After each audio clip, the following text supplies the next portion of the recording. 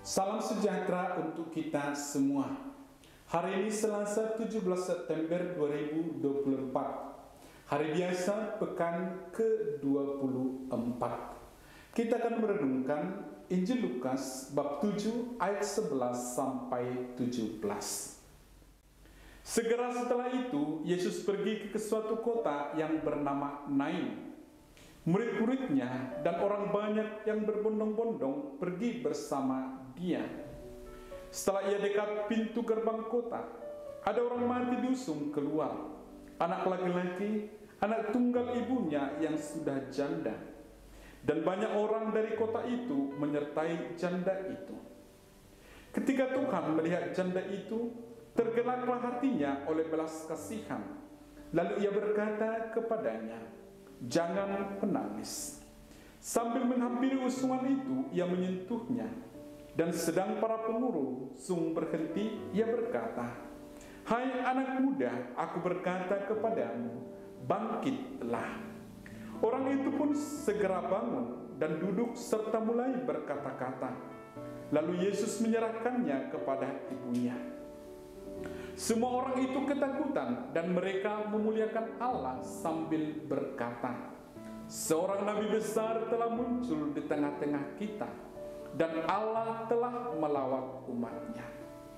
Lalu tersebarlah kabar tentang Yesus di seluruh tanah orang Yahudi dan di seluruh daerah sekitarnya.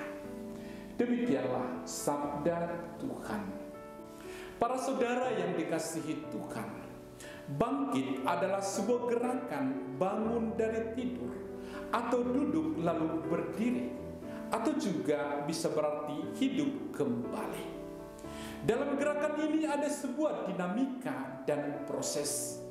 Ada sesuatu yang ditinggalkan dan ada suasana baru atau kondisi yang baru yang dialami. Dalam Injil hari ini dikisahkan tentang Yesus yang membangkitkan seorang anak laki-laki, anak tunggal dari seorang janda. Betapa bahagia kiranya akhir kisah janda itu. Kalau kita coba hadirkan diri kita ikut dalam peristiwa tersebut. Nasib janda itu begitu menyedihkan. Ia kehilangan anak laki-laki satu-satunya. Sebagai seorang janda di Israel, anak laki-laki inilah yang membuat dia memiliki tempat di tengah masyarakat setelah suaminya tidak ada. Dalam arti tertentu, anak laki-lakinya itulah hidupnya yang sebenarnya dan juga masa depannya. Tanpa anak itu, dia mungkin dianggap juga sudah tidak ada. Maka kesedihan perempuan itu memang sungguh nyata dan berat. Maka ketika anaknya kemudian hidup kembali, pastilah kegembiraan serta kebahagiaan perempuan itu tidak terkira. Penginjil mengisahkan bahwa peristiwa kebahagiaan yang didapat oleh perempuan itu berawal dari Yesus yang tergerak hatinya oleh belas kasihan melihat perempuan itu. Hati yang tergerak oleh belas kasihan adalah hati yang memiliki cinta kasih, yang memiliki simpati, yang bisa merasakan perasaan, khususnya penderitaan dari orang lain. Yesus tahu remuknya hati perempuan itu dan juga turut bersimpati dengan kesedihannya sehingga ia berkata, "Jangan menangis." Ungkapan itu bukan hanya perkataan semata, tetapi juga diikuti dengan tindakan menghampiri jenazah anak laki-laki itu dan menyuruhnya bangkit. Pada Yesus ada kekuatan yang tidak dimiliki oleh manusia lain. Karena dengan terang dijelaskan bahwa peristiwa itu adalah atas kehendaknya dengan berkata, "Aku berkata kepadamu."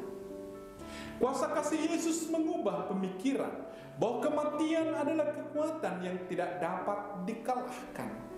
Kasih Yesus bukan hanya menghibur, tetapi membawa kehidupan baru bagi anak lelaki itu dan juga bagi ibunya.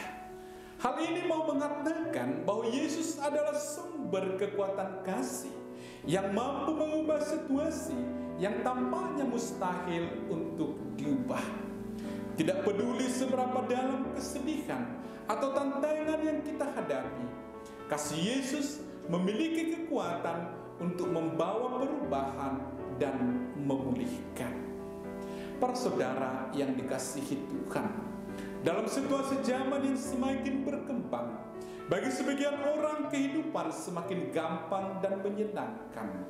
Akan tetapi bagi sebagian lagi, kehidupan yang sama juga semakin sulit dan meresahkan. Kisah kasih yang ditampakkan Yesus pada hari ini tampaknya masih akan tetap aktual. Perkembangan dan kemajuan terkadang tidak bisa menjadi jawaban atas kompleksitas kehidupan kita. Kita tidak bisa menutupi bahwa terkadang kita hidup dalam kesedihan, bahkan mungkin merasa seperti putus harapan. Maka sebagai orang beriman, kita diajak untuk tetap teguh dalam iman itu, bahwa Yesus selalu ada bersama kita. Wujud konkret iman tidak hanya berupa permohonan dalam doa, tetapi juga sebuah keyakinan bahwa Tuhan dapat dan akan bertindak sesuai dengan kehendak-Nya, dan Dia penuh belas kasih kepada kita. Kita diundang untuk mempercayai bahwa kasih-Nya yang penuh kuasa akan selalu ada dan mengubah serta membawa kehidupan baru di dalam situasi hidup kita ini. Yesus tentu mengharapkan agar kita pun bertransformasi dalam memandang kehidupan ini. Hidup tidak hanya milik kita. Kasih Yesus hadir dalam hidup kita, siap menghibur dan membawa penyembuhan. Kita mesti percaya bahwa kita tidak pernah sendirian di dunia ini. Ketika kita merasa terjebak dalam situasi yang tampaknya tidak dapat diubah, kita harus ingat bahwa kuasa-Nya bisa membawa perubahan yang tak terbayangkan. Dalam situasi suka maupun duka, kita bisa mengandalkan Yesus Tuhan kita. Saudara-saudari yang terkasih, dengan keyakinan akan kasih Yesus, maka kiranya kita pun terbuka terhadap penderitaan dan kesulitan orang lain.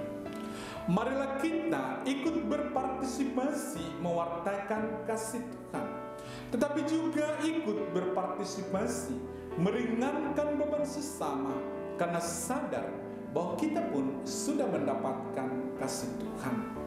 Mari kita buka hati kita untuk menerima kasih-Nya dan meresponnya dengan iman yang hidup.